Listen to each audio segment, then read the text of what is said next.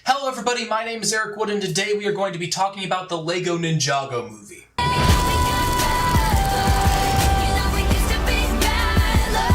LEGO Ninjago comes on the heels of massive LEGO successes like the LEGO Movie and Batman, and it is widely accepted that it's going to be just as big a cultural and financial hit as those movies were before it. Something to keep in mind about LEGO Ninjago is that it's not a wholly original story, and it's also not based on totally unknown, easily culturally recognizable characters. It's actually based off of a Nickelodeon cartoon. Unfortunately, I've never seen the cartoon before, but I have seen the other LEGO movies. And the LEGO movies thus far have been this huge cultural phenomena experience. Like, the LEGO movie itself went full Play-Doh and talked about the nature of reality, predestination versus free will, and the values of conformity versus individualism, and also whether or not individualism is just another type of conformity.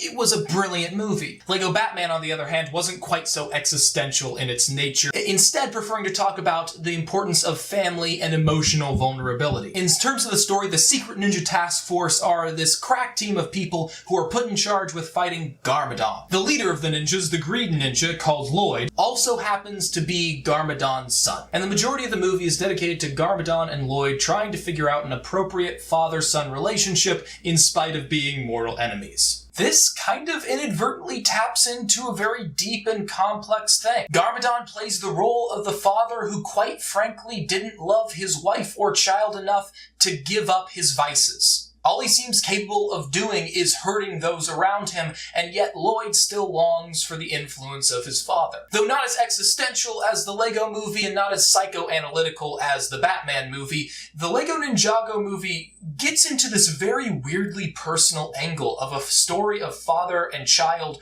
who have been estranged that is bizarrely realistic in its hurt. Now, the movie itself does have some structural flaws. For example, with the emphasis being so much on Lloyd and Garmadon, there's not a lot of time for the secondary characters that occupy this world. Lloyd, for example, is on a team, but it's very easy to forget this because though the team is on screen a lot of the time, they rarely, if ever, talk or do anything significant. But then again, their story isn't the thing that's important here. It's about a reconciliation or failure to reconcile in a complicated relationship. Now, as far as kids' movies go, it is very funny, and there are some moments that are so surreal and difficult to wrap your head around and just weird that I dare not spoil them here, but it's funny and also messes with your head, makes you question really the nature of this reality. Like, for example, there's this monster from the real world that invades their city, but